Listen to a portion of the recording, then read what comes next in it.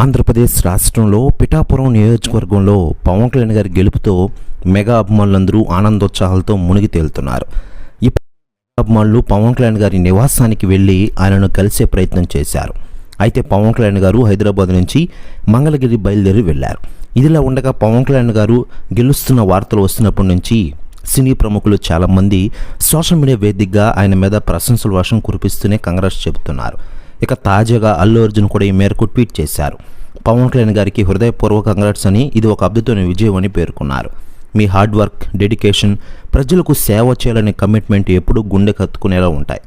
ప్రజలకు సేవ చేసేందుకు మీరు మొదలుపెట్టిన కొత్త ప్రయాణానికి నా హృదయపూర్వక శుభాకాంక్షలు అంటూ అల్లు అర్జున్ ట్వీట్ చేసిన విషయం మనకందరికీ తెలిసిందే. ఇదిలా ఉండగా తాజాగా పవన్ కళ్యాణ్ గారి ఇంటికి అల్లు అర్జున్ గారు వెళ్ళారట.